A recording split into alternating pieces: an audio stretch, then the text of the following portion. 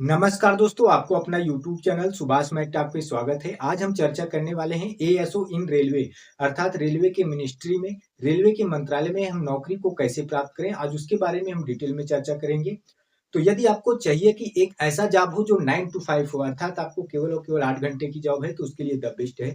और यदि आपको ऐसे भी जॉब चाहिए कि जो ज़्यादा वर्क प्रोफाइल ना हो अर्थात ज़्यादा वर्कलोड ना हो तो उसके लिए सबसे बेस्ट जॉब है। और यदि आपको ऐसी भी जॉब चाहिए केवल एक जगह हमें नौकरी करना हो अर्थात दिल्ली जैसे जगह में रेलवे भवन में नौकरी करना हो तो उसके लिए भी ये द बेस्ट है। यदि आपको ऐसी भी जॉब चाहिए कि आपको थोड़ा वर्क प्रोफाइल करना अर्थात थोड़ा वर्कलोड हो, उसके बाद अपने फैमिली के साथ आप अपना जीवन यापन अच्छे से कर सकें तो उसके लिए भी द बेस्ट जॉब है। या तो आप ऐसा भी जॉब चाहते हैं जो साथ में आप यूपीएससी जैसे एग्जाम की प्रिपरेशन कर सकते हैं तो उसके लिए भी ये द बेस्ट जॉब है। ये अर्थात बहुत अच्छी जॉब है, बहुत बेस्ट जॉब है। यदि आप चाहते हैं कि आपका ज़्यादा वर्क प्रोफाइल ना हो, वर्कलोड ज़्यादा ना हो तो उसके लिए द बेस्ट जॉब है।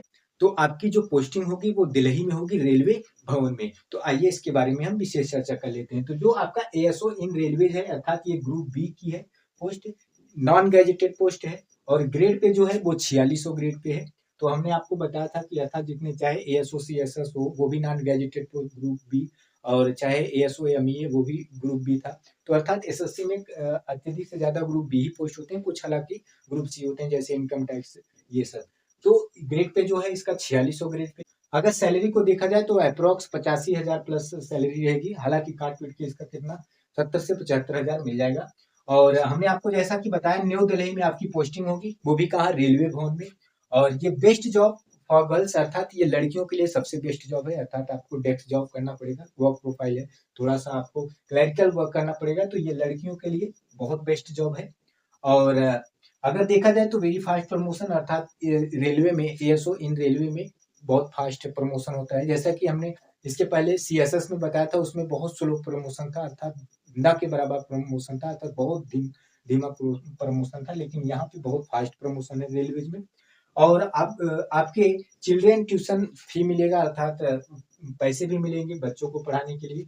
और सबसे बड़ी बात है कि आपको सेकंड एसी फ्री मिलेगा अर्थात सेकंड एसी पास फ्री मिलेगा। पूरे भारत में कहीं भी आप आओ जाओ आपको सेकंड एसी फ्री पास मिलेगा।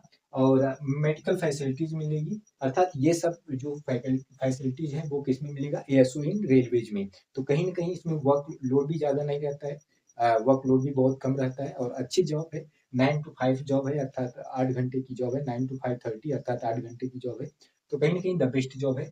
यदि हमें एएसओ इन रेलवेज में जॉब चाहिए तो हमें ऐसा कौन सा एग्जाम देना होगा, ऐसा कौन सी वैकेंसी को अप्लाई करना होगा जिससे हमें एएसओ इन रेलवे मिल जाए। तो उसके लिए एक एसएससी सीजन नाम का एग्जाम होता है अर्थात ये कंडक्ट करवाता है। तो SSC season combined graduation level होता है। यदि आपने ग्रेजुएशन डिग्री आपके पास ग्रेजुएशन डिग्री आपने ग्रेजुएशन कंप्लीट किया तो इस फॉर्म को अप्लाई कर सकते हैं, ऑनलाइन एग्जाम होगा। यदि हम इनके एग्जाम प्रोसेस को देख लेते हैं अर्थात इनका जो एग्जाम कंडक्ट कराया जाएगा अर्थात पहले प्री होगा, इसके बाद मेंस होगा, इसके बाद टाइपिंग होगा। अगर हम प्री की बात करते हैं 100 क्वेश्चन 200 मार्क्स का होगा। जो आपका मैथ होगा 25 क्वेश्चन 50 मार्क्स का अर्थात एक क्वेश्चन 2 मार्क्स का, रीजनिंग 25 क्वेश्चन 50 मार्क्स का, इंग्लिश 25 क्वेश्चन 50 मार्क्स का, जनरल अवेयरनेस 25 क्वेश्चन 50 मार्क्स का। अर्थात 100 क्वेश्चन 200 मार्क्स का और 0.5 निगेटिव मार्क्स डिडक्ट कर लिया जाएगा गलत करने पर। और ये क्वालिफाइंग नेचर का होता है, जो प्री होता है वो क्वालिफाइंग नेचर होता है। इसके बाद मेंस होता है, मेंस पूरे के पूरे 390 मार्क्स का होता है, जिसमें अगर देखा जाए तो मैथ जो होगा 30 क्वेश्चन 90 मार्क्स का अर्थात एक क्वेश्चन 3 मार्क्स का, रीजनिंग आपका 30 क्वेश्चन 90 मार्क्स का और आपका जो इंग्लिश होगा वो 45 क्वेश्चन 135 मार्क्स का और जो आपका जनरल अवेयरनेस होगा 25 क्वेश्चन 75 मार्क्स का और साथ साथ में कंप्यूटर भी होगा क्वालिफाइंग नेचर का होगा 20 क्वेश्चन 60 मार्क्स का। अर्थात आपको पूरे के पूरे 390 मार्क्स के ये मेंस होंगे। हालांकि जो एएसओ इन रेलवेज है इनका कट ऑफ थोड़ा हाई जाता है। इसके बाद जब आप प्री दे लेते हो मेंस दे लेते हो इसके बाद आपका टाइपिंग होगा। और टाइपिंग में यदि आप क्वालिफाई हो जाते हो अर्थात प्री मेंस टाइपिंग में क्वालिफाई हो जाते हो तो आपका डीबी होगा अर्थात डॉक्यूमेंट वेरिफिकेशन होगा। वो भी डीबी जो होगा वो रेलवेज करवाएगा।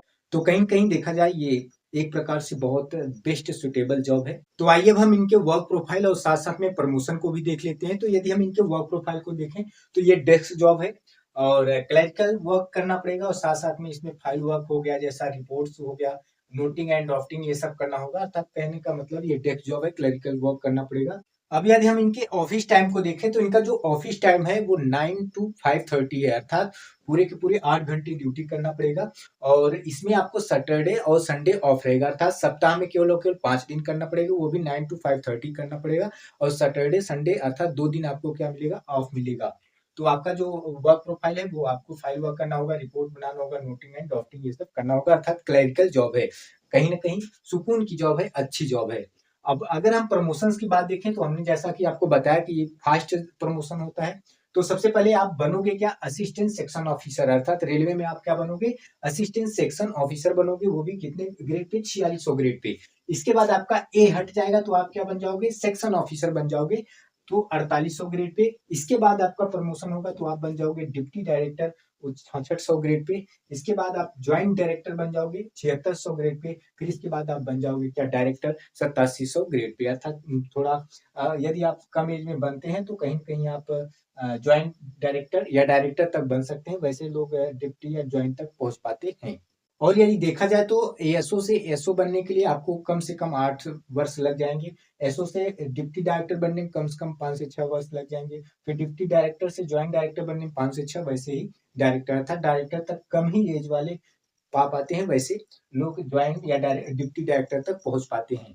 तो यदि मेरे द्वारा थोड़ा सा किया गया प्रयास आपको यदि अच्छा लगा हो तो लाइक शेयर सब्सक्राइब जरूर करिएगा। धन्यवाद।